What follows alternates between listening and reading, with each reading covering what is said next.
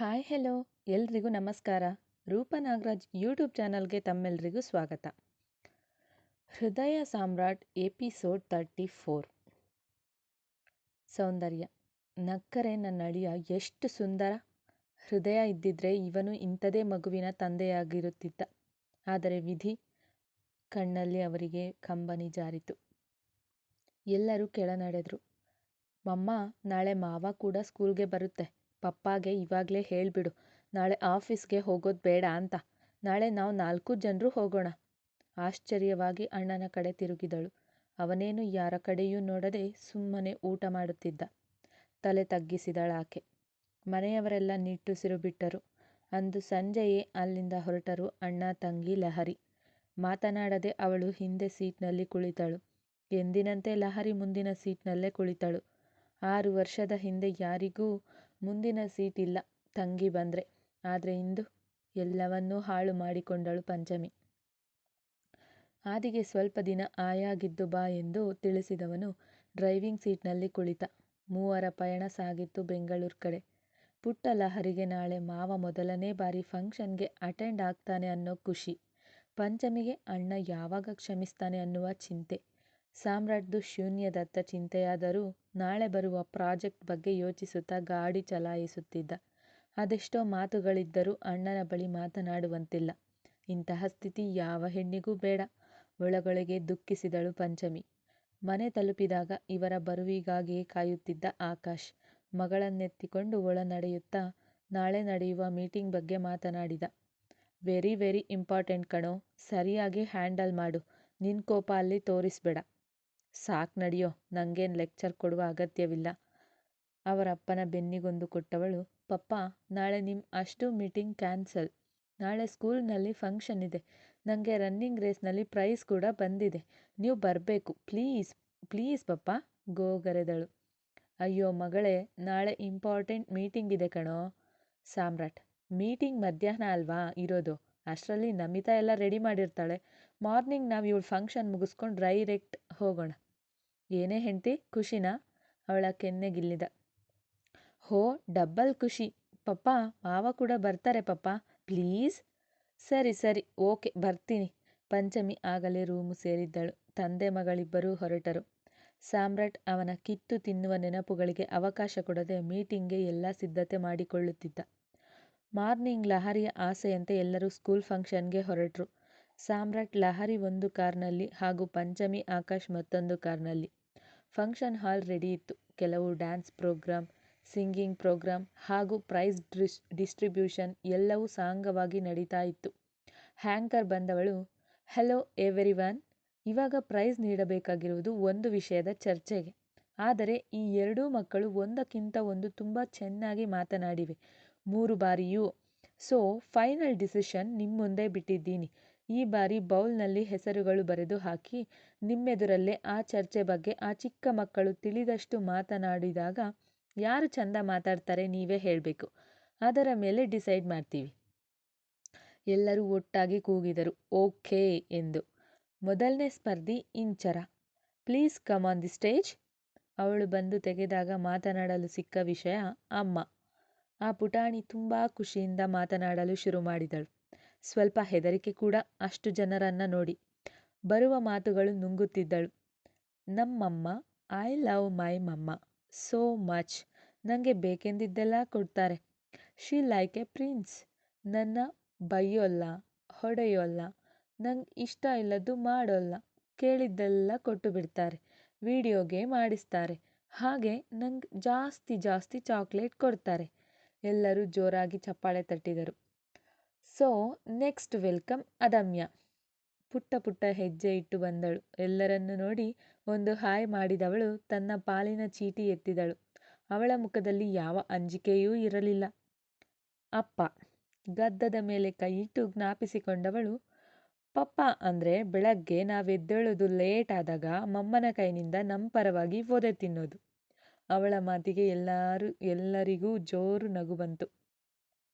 ನಂತರ ಸ್ಕೂಲ್ಗೆ ಟೈಮ್ ಆದಾಗಲೂ ನೋಡಿ ನಿಮ್ಮಿಂದಲೇ ನಿಮ್ಮ ಹಾಗೆ ಇವಳು ಕೂಡ ಸೋಂಬೇರಿ ಅಂತ ಮತ್ತೆ ಪಪ್ಪನ ತಲೆಗೆ ಮುಟುಕುತ್ತಾ ಹೊಡೆಯೋದು. ಮತ್ತೊಮ್ಮೆ ಅವಳ ಮಾತಿಗೆ ನಕ್ಕರು.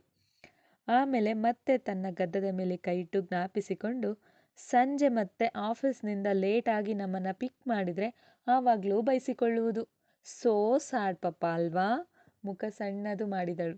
ಎಲ್ಲರೂ ಅವಳ ಮಾತಿಗೆ ನಕ್ಕರು. ಆಮೇಲೆ ಬೇಡ ಬೇಡ ಅಂದರೂ ನಮ್ಮ ಆಸೆಗೆ ಮಳೆಯಲ್ಲಿ ಜಾಸ್ತಿ ಐಸ್ ಕ್ರೀಮ್ ಕೊಡಿಸಿ ನೆಗಡಿಯಾದಾಗ ಮತ್ತೆ ಅಮ್ಮನ ಹತ್ರ ಓದೆ ತಿನ್ನೋದು.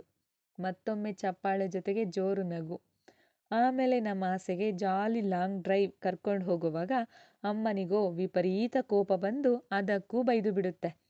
ನಮಗೆ ಬೇಕೆಂದಿದ್ದೆಲ್ಲ ಕೇಳುವ ಮೊದಲು ಕೊಟ್ಟು ಬಿಡುತ್ತೆ. ಆಮೇಲೆ ನಮ್ಮನ್ನು ತುಂಬ ಕೇರ್ ಮಾಡುತ್ತೆ. ನಮಗೆ ಪ್ರಾಬ್ಲಮ್ ಆದರೆ ಕ್ರಿಶ್ ಮಾವನ ಥರ ಬಂದು ಸೇವ್ ಮಾಡುತ್ತೆ. ಫೈನಲಿ ಎಲ್ಲರ ಫಸ್ಟ್ ಹೀರೋ ಅಪ್ಪನೇ, ರೈಟ್? Thank you. ಓದಿದ್ರೆ ನೀವು ಹೇಳಿಬಿಡಿ ಯಾರ ಮಾತು ಇಷ್ಟ ಆಯಿತು ಅಂತ. ಹಾಂ ವೇಟ್ ಅದಮ್ಯ, ಒಮ್ಮೆ ನಿಮ್ಮ ಆ ಪಪ್ಪನ ನೇಮ್ ಹೇಳಿ ಸ್ಟೇಜ್ ಮೇಲೆ ಕರೆಸ್ತೀಯಾ? ಟೀಚರ್ ಮಾತಿಗೆ ಇಲ್ಲಿ ಎಲ್ಲರೂ ಆ ಪೋರಿ ಮಾತಿಗೆ ಚಪ್ಪಾಳೆ ಹೊಡೆದಂತೆ ಸಾಮ್ರಾಟ್ ಕೂಡ ನಗುತ್ತಾ ಚಪ್ಪಾಳೆ ತಟ್ಟುವಾಗ ಮುಖ ಊದಿಸಿದಳು ಲಹರಿ. ಯಜಮಾನ್ರೇ, ನೀವು ಚಪ್ಪಾಳೆ ಹೊಡೆಯಬಾರ್ದು. ಯಾಕೆ? ಆ ಪುಟಿ ಎಷ್ಟು ಚಂದ ಮಾತಾಡ್ತಾಳೆ ನೋಡು. ಅವಳು ನನ್ನ ಎನಿಮಿ, ಅದಕ್ಕೆ. ಇಲ್ಲೂ ನೀನು ಜಗಳ ಬಿಟ್ಟಿಲ್ವಾ? ತಾವು ಎಲ್ಲ ಕಡೆ ಹಾಗೆ ಅಂತೆ, ಅದಕ್ಕೆ ನಾನು ಕೂಡ. ಯಾರು ಹೇಳಿದ್ದು ನಿಂಗೆ? ಇನ್ಯಾರು? ನಮ್ಮಪ್ಪನೇ ಹೇಳಿದ್ರು. ನೀನು ಇದೆಯಲ್ಲ, ಹೀಗೆ ಇಬ್ಬರು ಕಿತ್ತಾಡ್ತಾ ಇರ್ತಾರೆ. ನಮ್ಮ ಪಪ್ಪ name Vijay Samrat. My full name is Adamya Samrat. ತನ್ನೆದೆ ಉಬ್ಬಿಸಿ ತಂದೆಯ ನೇಮ್ ಹೆಮ್ಮೆಯಿಂದ ಗಟ್ಟಿಯಾಗಿ ಹೇಳಿದಳು. ಒಂದು ಕ್ಷಣ ಎಲ್ಲರೂ ಆಶ್ಚರ್ಯಪಟ್ಟರು. ಹಾಗೂ ತನ್ನ ನೇಮ್ ಕೇಳಿ ಜಗಳವಾಡುತ್ತಿದ್ದ ಸಾಮ್ರಾಟ್ ತಕ್ಷಣ ತಲೆ ಎತ್ತಿ ನೋಡಿದ್ದ. ವಾವ್, ಅಪ್ಪನ ನೇಮ್ ಇಷ್ಟು ಹೆಮ್ಮೆಯಿಂದ ಹೇಳ್ತೀಯಾ, ವೆರಿ ಗುಡ್. ಒಮ್ಮೆ ನಿಮ್ಮ ಪಪ್ಪನ ಕರಿತೀಯಾ? ನಾವು ಕೂಡ ನೋಡ್ತೀವಿ. ಟೀಚರ್ ಮಾತಿಗೆ ತಲೆ ತಗ್ಗಿಸಿತು ಹುಡುಗಿ. ನಾನು ನಮ್ಮ ಪಪ್ಪನ ನೋಡಿಲ್ಲ. ಇಷ್ಟೊತ್ತು ನಗುತ್ತಿದ್ದ ಮಗುವಿನ ಕಳೆಗುಂದಿದ ಮುಖ ನೋಡಿ ಎಲ್ಲರಿಗೂ ಅಯ್ಯೋ ಎನಿಸಿಬಿಟ್ಟಿತು. ಆದರೆ ನಮ್ಮಮ್ಮ ಹೇಳ್ತಾರೆ ನಮ್ಮ ಪಪ್ಪ ನಮ್ಮನ್ನೆಲ್ಲ ರಕ್ಷಣೆ ಮಾಡೋ ಕೆಲಸ ಮಾಡ್ತಾರೆ ಅಂತ. ಥ್ಯಾಂಕ್ ಯು ಎಂದು ನುಡಿದವಳು ಅಲ್ಲಿಂದ ಪಟಪಟ ಹೆಜ್ಜೆ ಹಾಕಿ ಅಣ್ಣನ ಬಳಿ ಬಂದು ನಿಂತಳು. ಬೆಳಗ್ಗೆ ನಡೆದ ಘಟನೆ ನೆನಪಿಸಿಕೊಂಡ ಸಾಮ್ರಾಟ್. ಲಹರಿಯೊಂದಿಗೆ ಬರುವಾಗ ಆಫೀಸ್ ಕಾಲ್ ಬಂದದ್ದರಿಂದ ಸೈಡ್ಗೆ ಹೋಗಿ ಮಾತನಾಡುತ್ತಿದ್ದ. ಓಡಿ ಬರುತ್ತಿದ್ದ ಅದೇ ಹುಡುಗಿ ಬಿದ್ದು ಬಿಟ್ಟಳು. ಫೋನ್ನಲ್ಲಿ ಮಾತನಾಡುತ್ತಿದ್ದವ ಫೋನ್ ಕೆಳಗೆ ಬಿಟ್ಟು ಆ ಮಗುವನ್ನು ಎತ್ತಿದ್ದ. ಅಯ್ಯೋ, ತುಂಬ ಪೆಟ್ಟಾಯ್ತ ಕಂದ? ಆ ಮಗು ಮುಖ ನೋಡಿ ಕೇಳಿದ. ಇಲ್ಲ ಏನೂ ಆಗಿಲ್ಲ, ಥ್ಯಾಂಕ್ಸ್ ನುಡಿದು ದೂರ ನಿಂತಳು. ಮತ್ತೊಮ್ಮೆ ಅವನ ಬಿದ್ದಿದ್ದ ಫೋನ್ ಸದ್ದು ಮಾಡಿತ್ತು. ಅಲ್ಲಿಗೆ ಹೋಗಿ ಫೋನ್ ಪಡೆದು ಮತ್ತೊಮ್ಮೆ ಮಾತನಾಡಲು ಆರಂಭಿಸಿದ. ಇವನಿಂದೆ ಬಂದವಳು ಇವನ ಮೊಣಕಾಲನ್ನು ಮುಟ್ಟಿ ಅವನ ಗಮನ ಸೆಳೆಯಲು, ಹೆಲೋ ಮಿಸ್ಟರ್ ಎತ್ತರವಾದ ಅವನ ತಲೆ ಎತ್ತಿ ನೋಡಿದಳು. ಇವನು ಬೀಳಿಸಿಕೊಂಡು ಬಂದಿದ್ದ ಪರ್ಸ್ ಅವನ ಮುಂದಿಡಿದು, ನಿಮ್ಮದೇ, ತಗೊಳ್ಳಿ. ಮುಗುಳ್ನಕ್ಕು ಥ್ಯಾಂಕ್ಸ್ ಎಂದು ಅವಳಿಗೊಂದು ಮುತ್ತನ್ನು ನೀಡಿದ. ಮುಗುಳು ನಕ್ಕವಳು ಅವನ ಕಿವಿಗಾದ ಕೆಸರನ್ನು ನೋಡಿ ಜೋರಾಗಿ ನಕ್ಕಳು. ಯಾಕೆ ನಗ್ತಿದೆಯಾ? ಆಶ್ಚರ್ಯವಾಗಿ ಕೇಳಿದ. ಅವನ ಕಿವಿಗೆ ಆದ ಕೆಸರು ತೋರಿಸಿದಳು. ಮೊಬೈಲ್ ಬಿದ್ದಾಗ ಅದನ್ನು ತಗೊಳ್ಳುವಾಗ ಆದ ಕೆಸರು ಮಾತಿನ ಭರದಲ್ಲಿ ನೋಡಿಲ್ಲ. ಅವನಿಗೆ ತನ್ನದೇ ಬಾಟಲ್ ನೀರು ಕೊಟ್ಟು ಸಹಾಯ ಮಾಡಿ ಅಲ್ಲಿಂದ ಬಂದಿದ್ದಳು. ಫಂಕ್ಷನ್ ಮುಗಿಸಿ ಎಲ್ಲರೂ ಹೊರಡುವಾಗ ಅವನಿಗೆ ವಿಜಯ್ ಸಾಮ್ರಾಟ್ ಅನ್ನುವ ಪದವೇ ಮನಸ್ಸಲ್ಲಿ ಕೊರೆಯುತ್ತಿತ್ತು. ಅದೇ ಯೋಚನೆಯಲ್ಲಿ ಅವ ಆಚೆ ಬಂದ. ಏನು ನಾನೊಬ್ಬನೇ ವಿಜಯ್ ಸಾಮ್ರಾಟ ಎಂದು ಅನಿಸಿದರೂ ಯಾಕೋ ಆ ವಿಷಯ ಅಲ್ಲೇ ಬಿಡಲಾಗಲಿಲ್ಲ ಅವನಿಗೆ. ಇಲ್ಲ, ನನಗೆ ಅದೇ ಬೇಕು. ಅಯ್ಯೋ, ಅದು ಮುರಿದೋಗಿದೆ, ಹೊಸದು ಕೊಡ್ತಿದ್ದೀನಲ್ಲ, ತಗೋ ಪುಟ್ಟಿ. ಇಲ್ಲ ಟೀಚರ್, ನಂಗೆ ಅದೇ ಬೇಕು. ಮುಖ ಊದಿಸಿ ನಿಂತಿದ್ದಳು. ಅವಳಿಗಾಗೆ ಹುಡುಕಿ ಬಂದವ ಅಲ್ಲೇ ನಿಂತ. ಅದ್ವಿ, ಹೋಗ್ಲಿ ಬಿಡೆ, ನಂದೇ ಪೆನ್ಸಿಲ್ ತಾನೆ, ನಾನೇ ಬೇಡ ಅಂದರೂ ನೀನು ಯಾಕೆ ಹಠ ಮಾಡ್ತೀಯ? ಇಲ್ಲ ಅನು, ನಂಗೆ ಅದೇ ಬೇಕು ಅಷ್ಟೇ. ಅವಳ ಹಠದ ಸ್ವಭಾವ ಗೊತ್ತಿದ್ದ ಅದ್ವಿನ್ ತೆಪ್ಪಗಾದ ತಲೆ ಚೆಚ್ಚಿಕೊಳ್ಳುತ್ತಾ, ಸರಿ ತಗೋ ಅಂತೇಳಿ ಅವರ ಟೀಚರ್ ಮುರಿದ ಪೆನ್ಸಿಲ್ಗೆ ಗಮ್ ಅಂಟಿಸಿಕೊಟ್ಟರು. ಅದನ್ನು ಇವಳೇ ಮುರಿದು ನೋಡಿ, ಇದು ಮತ್ತೆ ಬಿದ್ದೋಗುತ್ತೆ, ಸರಿಯಾಗಿ ಸರಿ ಮಾಡಿಕೊಡಿ. ಮತ್ತೆ ಅವರ ಮುಂದೆ ಹಿಡಿದಳು. ನಿಂತಿದ್ದ ಸಾಮ್ರಾಟ್ಗೆ ಜೋರು ನಗು ಬಂತು.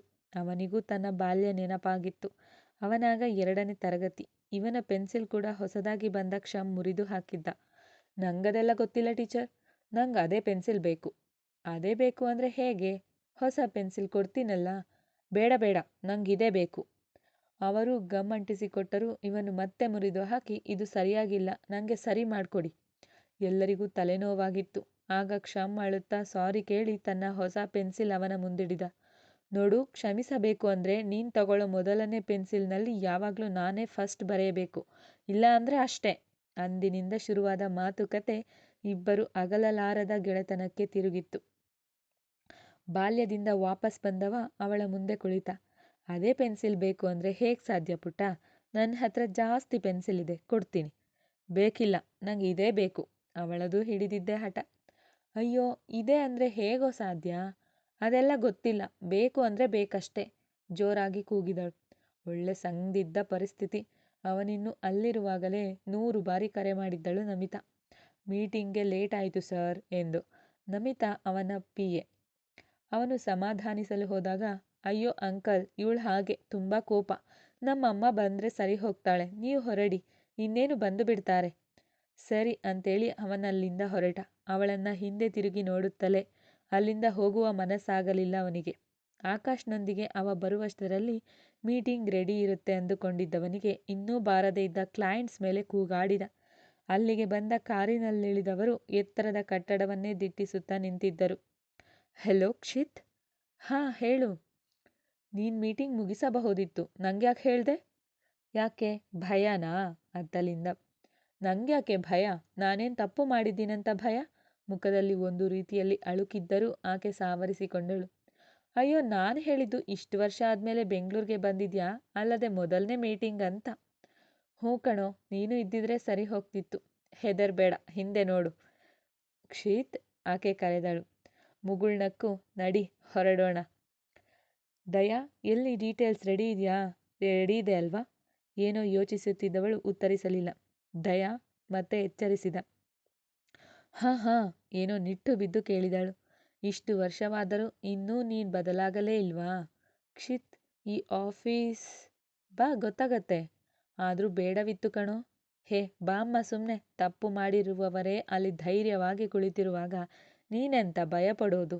ಅವಳ ಕೈ ಹಿಡಿದುಕೊಂಡು ಎಳೆದುಕೊಂಡೇ ಹೋದನವ. ಬರುವ ಕ್ಲೈಂಟ್ಸ್ ಬಗ್ಗೆ ಬರೀ ಡೀಟೇಲ್ಸ್ ನೀಡಿದ್ದನಾದರೂ ಯಾವ ಕಂಪನಿ, ಬರುವವರು ಯಾರೆಂದು ಮಾತ್ರ ಹೇಳಿರಲಿಲ್ಲ ಆಕಾಶ್. ಇಬ್ಬರು ಏನೋ ಕೆಲಸ ಮಾಡುತ್ತಿದ್ದವರ ಮುಂದೆ PA ಜೊತೆಗೆ ಬಂದು ನಿಂತರು. ತಲೆ ಎತ್ತಿ ಹೆಲೋ ಎಂದು ಕೈ ಚಾಚಿದವನ ಕೈ ನಡುಗಿತ್ತು ಒಮ್ಮೆಲೆ. ಅವನ ಗಂಟಲ ಪಸೆ ಹಾರಿ ಹೋಗಿತ್ತು. ಟಿಪ್ ಟಾಪ್ ಸೂಟ್ ಧರಿಸಿ ಬಂದು ನಿಂತವಳು ಅವನಿಗೆ ಹೊಸಬರಂತೆ ಕಂಡರೂ ಅವನ ಹೃದಯ ಕೂಗಿ ಕೂಗಿ ಹೇಳಿತ್ತು, ಇದು ನಿನ್ನದೇ ಹೃದಯವೆಂದು. ಬಿಟ್ಟ ಕಣ್ಣು ಬಿಟ್ಟಂತೆ ತೆರೆದ ಬಾಯಲ್ಲಿ ಅವಳನ್ನು ನೋಡುತ್ತಾ ನಿಂತು ಬಿಟ್ಟಿದ್ದ. ಪಕ್ಕದಲ್ಲಿ ಕುಳಿತಿದ್ದ ಆಕಾಶ್ ಅವನಿಗೆ ತಿವಿದ. ವಾಸ್ತವಕ್ಕೆ ಬಂದವ. Take your seat. ಬರಲಾರದೆ ಬಂತವನ ಧ್ವನಿ. ಕನಸೋ ನನಸೋ ಏನಪ್ಪಾ ಇದು? ಎಲ್ಲವೂ ಅಯೋಮಯ. ಮೀಟಿಂಗ್ ಅರೇಂಜ್ ಮಾಡಿಸಿದ ಉದ್ದೇಶವೇ ಮರೆತು ಹೋಗಿತ್ತು. ಅವಳಿಗೆ ಪಂಚಮಿ ಇಂಡಸ್ಟ್ರಿ ಜೊತೆಗೆ ಮೀಟಿಂಗ್ ಅಂತ ಮಾತ್ರ ಹೇಳಿದ್ದ ಕ್ಷಿತ್. ಆದರೆ ಬರುವಾಗ ಅವನ ಫೈಲ್ ಮರೆತು ಬಂದ ಪರಿಣಾಮ ಅವಳು ಅದೇ ಫೈಲ್ ತರುವಾಗ ಎಲ್ಲವನ್ನೂ ನೋಡಿದ್ದಳು. ಅದರಲ್ಲಿದ್ದ board of director list full ಅವರದ್ದೇ. ಒಂದು ಕ್ಷಣ ಅವಳ ಹೃದಯ ಸ್ತಬ್ಧವಾಗಿದ್ದಂತೂ ಸುಳ್ಳಲ್ಲ. ಯಾರ ಮುಖ ಮತ್ತೆ ಜೀವನದಲ್ಲಿ ನೋಡಬಾರದೆಂದು ನಿರ್ಧರಿಸಿದ್ದಳೋ ಅವರ ಕಣ್ಮುಂದೆಯೇ ತಾನು ಹೋಗುವುದೆಂದರೆ, ಇಷ್ಟು ವರ್ಷ ಇಲ್ಲಿಂದ ದೂರ ಇದ್ದು ಹೇಗೋ ಹಾಯಾಗಿದ್ದೆ. ಹಾಯಾಗಿದ್ದೆ. ಆ ಪದ ಅವಳ ಹೃದಯವನ್ನೇ ಹಿಂಡಿತ್ತು. ಆದರೆ ಮುಂದುವರಿಯುವುದು. ಎಲ್ಲರಿಗೂ ಧನ್ಯವಾದಗಳು. ತಪ್ಪದೆ ನಿಮ್ಮ ಅನಿಸಿಕೆ ಅಭಿಪ್ರಾಯಗಳನ್ನು ಕಮೆಂಟ್ ಮೂಲಕ ತಿಳಿಸಿ. ಲೈಕ್ ಮಾಡಿ, ಶೇರ್ ಮಾಡಿ ಮತ್ತು ನನ್ನ ಚಾನಲ್ನ ಸಬ್ಸ್ಕ್ರೈಬ್ ಮಾಡಿ. ಹೆಚ್ಚು ಹೃದಯ ಬಗ್ಗೆ ಚಿಂತೆ ಮಾಡ್ತಿದ್ರಲ್ಲ ಎಲ್ಲರೂ, ಅದಕ್ಕೆ ಆದಷ್ಟು ಬೇಗ ಹೃದಯನ ನಿಮ್ಮ ಮುಂದೆ ಕರ್ಕೊಂಡು ಬಂದಿದ್ದೀನಿ. ಸೊ ನೋಡೋಣ. ಹಾಗೆ ಪುಟಾಣಿ ಅದಮ್ಯ ಸಾಮ್ರಾಟ್ ಯಾರು ಅನ್ನೋ ಹುಳನೂ ಬಿಟ್ಬಿಟ್ಟಿದ್ದೀವಿ ಸಾಮ್ರಾಟ್ಗೆ. ಸೊ ಅದ್ರ ಬಗ್ಗೆನೂ ಡಿಸ್ಕಷನ್ ನಡೆಸೋಣ. ಥ್ಯಾಂಕ್ ಯು ಮತ್ತೊಮ್ಮೆ ಎಲ್ರಿಗೂ.